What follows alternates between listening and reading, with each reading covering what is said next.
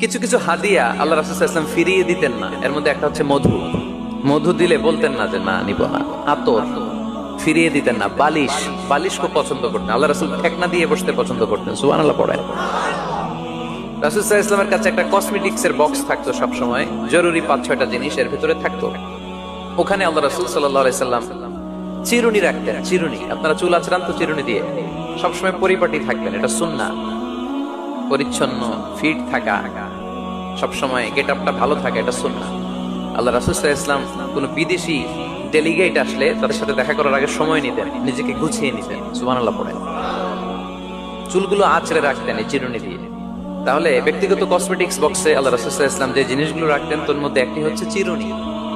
২ number আল্লাহ রাসূল সাল্লাল্লাহু আলাইহি ওয়াসাল্লাম জাইতুনের তেলের একটা ছোট্ট বোতল রাখতেন। ওয়াতিনি ওয়াজ জাইতুন, অলিভ অয়েল। অলিভ অয়েলের ওয়াজ করেছি গত বছর। যেখানেই আমার সাথে লোকজনের দেখা, কয় হুজুর এখন থেকে অলিভ অয়েল মাখি আমি, এজন্য সুন্দর হয়ে গেছে। তো অলিভ অয়েল রাখতেন, চিরুনি রাখতেন। এরপরে সুরমা দানি রাখতেন। সুরমা, চোখে আল্লাহ রাসূল সাল্লাল্লাহু আলাইহি ওয়াসাল্লাম সুরমা দিতেন। এরপর আল্লাহ রাসূল সাল্লাল্লাহু আলাইহি ওয়াসাল্লাম উতুর রাখতেন। উতুর, পারফিউম, আতর দিতেন। কিছু কিছু বিষয় আছে আরবাউন মিন সুনানিল মুরসালিন, 4টা সুন্নাহ আছে সব নবীদের সুন্নাহ, সবাই এটা করেছেন। এর মধ্যে একটা হচ্ছে উতুর, সব নবীরা আতর দিতেন।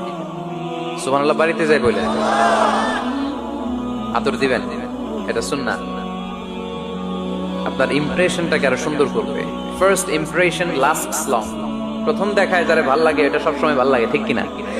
প্রথমেই যদি কারোর সাথে কথা বলতে যাওয়ার পরে দেখা যায় আপনারা দেখতে খারাপ লাগে, গায়ে দুর্গন্ধ, আসবে আর আপনার কাছে?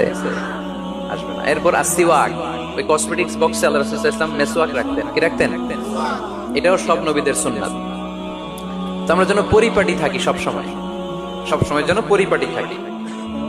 তো মৌমাছির নামে সূরা দিলেন, এরকম এক ভাই বলল যে মাকড়সার নামে, হ্যাঁ, আল আনকাবুত নামে সূরা দিয়েছে। এভাবে আল্লাহ তাআলা পরিবারের নামে সূরা দিয়েছেন। ওই সূরাটার নাম আলে ইমরান। কি নাম? আমি যে বারবার প্রশ্ন করতেছি, আপনাদের কষ্ট হচ্ছে? মন খারাপ হইতেছে না তো? নাকি উত্তর দিতে ভালো লাগতেছে? ভালো লাগতেছে কার কার? দেখে ভাল লাগে সবার, কিন্তু উত্তর দেয় কয়েকজন। সবাই উত্তর দিতে পারবেন শেষ পর্যন্ত? আলোচনার মাঝখানে ওঠা বসা করে ডিস্টার্ব করবেন কারা কারা? হাত তোলেন।